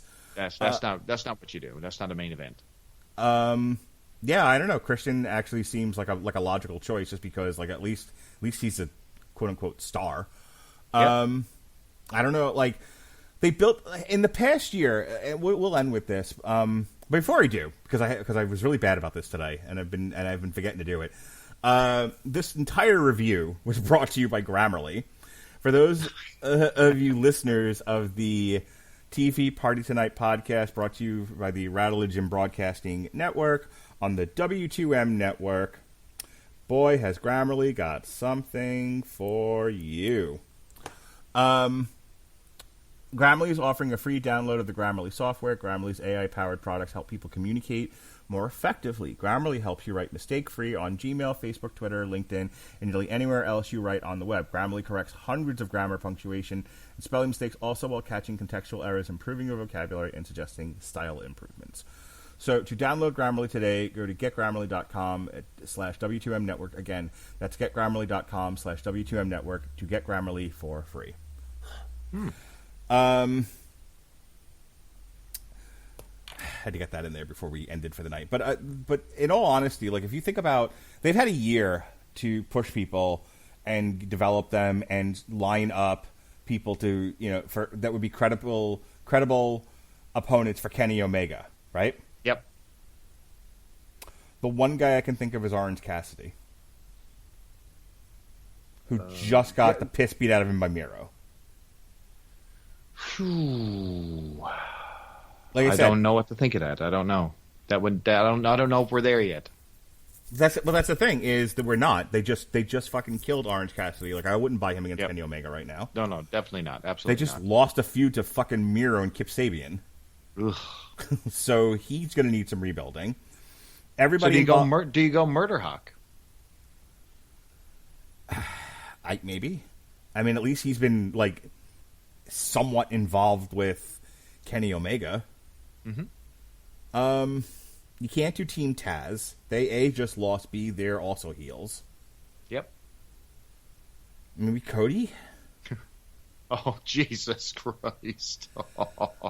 Now that I say that out loud, so here's the deal. So you wondered what happened to FTR, okay? Mm-hmm. They're doing the Four Horsemen. Mm-hmm. Let me explain something to you. You got FTR. That's two people, right? Mm-hmm. You got Sean Spears. We're still missing a guy. You know who the fourth guy is? It's Cody Rhodes. He's turning heel with Arn Anderson as part of that group. Now you got Cody Rhodes as a heel. That's going to be your main event picture. Let me tell you. It's so it could heel Cody Rhodes versus heel Kenny Omega. Bad guy faction. Well, it may not be that right away, but it may build there. You know what I mean? Now, it doesn't work right now as we speak, no, because we're not there. We haven't done the build.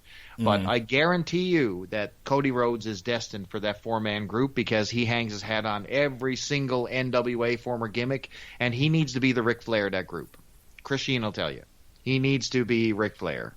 Okay. And that's where we're headed. The Nightmare Family's dead, and Cody Rhodes is propelled. So there you go. That's your action. So the more I say Cody Rhodes versus Kenny Omega between now and May, the more I like the idea. I feel like Cody Rhodes is the only guy on that show right now that has any credibility left. Which is a weird fucking thing to say. How many people's in that faction? So you got Kenny Omega. Mm-hmm.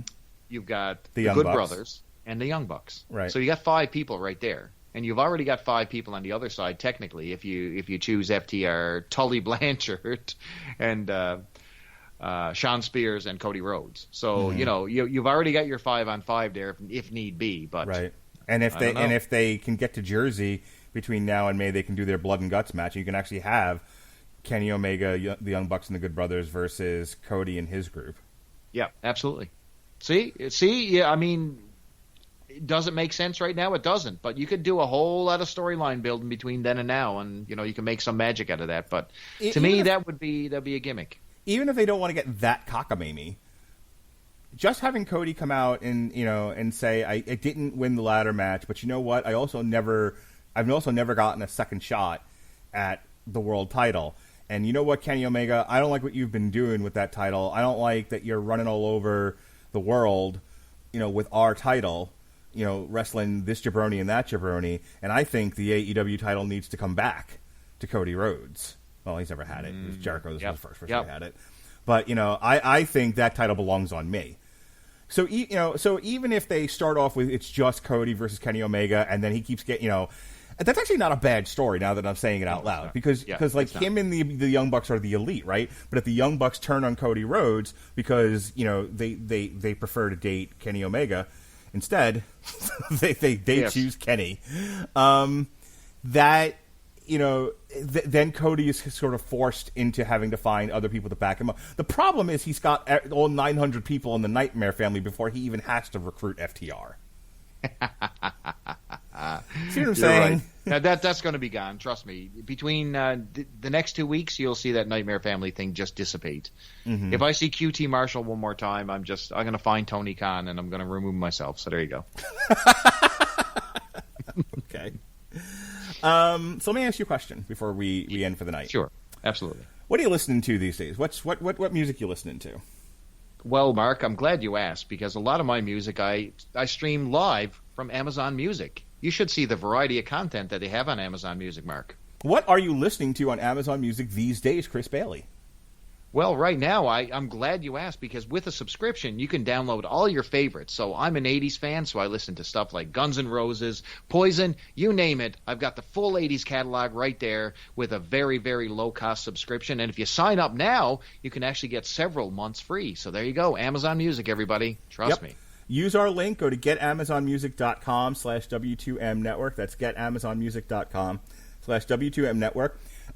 Anything you're looking for in terms of albums, artists, whatever, it's all there for you to stream. And right now, if you use our link, you get a free 30 days to do all the exploration you want. I know for me, I like the metal. I like the folk metal. You'd never believe what's on this service. It's all there. All these weird, maybe not John Cougar Concentration Camp, but all the other bands I listen to. All the bands. Fortunately for us all. And Amazon Music. All the other bands that I listen to, and certainly the music that we review on. That joke is now 10 years old, by the way. So good. So good. Never ages. Like a fine wine. All the bands and all the albums that we review on the Metal Hammer of Doom, which we will be doing later on tonight, they're all available there on AmazonMusic.com. So use our link and get a free 30 days and explore on your own, and you'll find out just how great that service is. All righty. So overall, this was thumbs in the middle for me. It was kind of average wrestling. Just thinking back to this review that we just did, we did a lot of complaining. So we did. But it was okay. Yeah, it's kind of thumbs in the middle.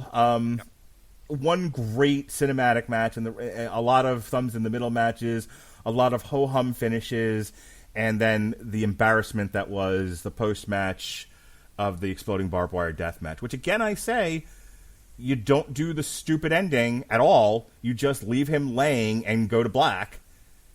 It would have been perfect. Four-star death match. It's a shame. It is a shame their incompetence made them take a shit all over what was a perfectly good death match. It certainly was, and no complaints there. The last half of this show, or the last quarter of this show, was pretty decent action. So, middle. I'm thumbs in the middle as well. I think we got the best cinematic match that we've ever seen right here in this one, and a really, really solid death match. So you know what? There is a bright picture amidst the darkness of this show. We'll put it. All right. Tonight on the Metal Hammer of Doom, speaking of which, we'll be reviewing A Day to Remember. You're welcome. We've got 2 reviews in the books for this week. We got Raya and the Last Dragon, which, oh boy, Chris Bailey, I got to bring the money segment back because there was actual box office news to talk about. So that was disappointing fun. Box office news, I heard. Yes, it did not do nearly as well as Disney wanted it to do in America or China. So we talked all about that. They wanted Mulan. Yep, it's there. So check out our review of Raya and the Last Dragon. Alexis Hana and I looked at the movie Extraction on Netflix, which was based on the graphic novel Ciudad, written by Andy Parks, developed by the Russo brothers, who you know from the Avengers movies. Tomorrow, there'll be another DMU Hollywood. We'll be reviewing the SpongeBob movie, SpongeBob, Sponge on the Run. I saw that. And then that's it. It's going to be a short week. Next week is St. Patrick's Week, all week long, baby dolls. Woo! Woo! I have Chris Sheehan to talk Grim Fairy Tales, the St. Patrick's Day special from 2013. It's a one-shot. Not even a graphic novel, just a one-shot. Poor Chris Sheehan. I apologize. On Tuesday, the 16th, it came out a few years ago, but we're just getting to it. But it is St. Patrick's Week, so why not talk about The Irishman? All 12 hours of The Irishman on Netflix. That'll be me and Robert Winfrey. And then on St. Patrick's Day itself, oh boy, get your Guinness. Fiddler's Green on the Metal Hammer of Doom. Yes, we're going to take a look at the band Fiddler's Green. They are a folk Irish punk rock metal band. And they're celebrating their 30 years in the business with 3 cheers for 30 years. And they did a whole bunch of traditionally Irish music all punked up. So that's fun. Jesse's got an Unspoken Issues. You like the Unspoken Issues, don't you, Chris Bailey? I love the Unspoken Issues. One of my favorites. You tagged me in a post today on Twitter about Transformers comic covers. And they actually are going to do an Unspoken Issues for Transformers number 80, the very last issue of that series from back in the day. Ooh, I owned that one. And that was originally supposed to only be 4 issues. It was supposed to be only a 4-issue limited series, and it went all the way up to 80. So there you go. That speaks to at least half of that run was outstanding. You can check out our reviews for The Rough and Ready Show, Tom and Jerry from HBO Max, Epica, Omega, the TNG Star Trek movies, Coming to America, Boss Level, and my kids and I, speaking of commentaries, my kids and I did a watch-along commentary for the 1992 animated Tom and Jerry movie where they talk. Ooh. So that's a fun listen. Yeah, my kids were kids were wildly entertaining when they weren't screaming at each other on that show. I will check that out. Absolutely. All right, go ahead and do your plugs, and let's get the fuck out of here. Well, when I'm not on Twitter arguing about GoBots, I'm actually in the process of recruiting a very special guest for the 3rd episode of Superhero Satellite, and it's literally in the works, and I can't wait to tell the story. If I ever get this, if I land this person officially, it's going to be a major boon for my show. So Superhero Satellite, I'm in the works of a negotiation for a special guest, and if it comes to pass, I think sci-fi fans are going to dig this particular episode. So is it LeVar Burton? It is not. Now listen. Don't think it's going to be Brock Lesnar, Kurt Angle, and all that stuff. You know, temper your expectations, people. It's Chris Bailey in his basement talking on a microphone, okay? So, but I will say that the fanboy in me is like super excited. So that's all I'm going to leave you with. So we also have the revelation of Super Blog Team Up is going to be coming within the next couple of weeks, and the Super Book Club Team Up are also going to do. It's called Dead Man's Road. Did we ever make a decision? I put it out to everybody else. I'm like, I don't want to keep making everyone's decision for them. And the one thing I did pitch, nobody wants to do. So you guys make a decision, and then I never heard anything. Dead Man's Road. Sure. All right, perfect. We're done. That's what we're doing. So there you go. You heard it live. You heard the negotiation or the argument live right here on TV Party tonight. So anyway, that's it for Chris Bailey. I'm here dodging COVID bullets, getting vaccinated soon. Not like you lucky folks in the U.S. of A. because we ain't got no vaccinations. We're dying here, one by one. All right. So I know. So if you listen to this, I know how much you love our wrestling reviews. The next one will be 2 weeks from Thursday. We'll be doing Fastlane, the first WWE pay-per-view of the cock era. Oh God! I hope I can see it. I may be the one podsman relying on you guys to tell me what's going on. I'll be the Sheehan of this one, just arguing in the background. Oh, that sounds like it sucks, guys. I'll be watching it. I've already gotten rid of the WWE app. I'll be watching it directly on the cock. Oh man! Now I have a mental image that I will not escape my mind from moving forward. You're welcome. Well, now the worst part about that is that I have to try to find the cock. So, Oh, you should never be left in the dark trying to find the cock. Good night, everybody. All right. Have a good night. Be well, be safe, and behave.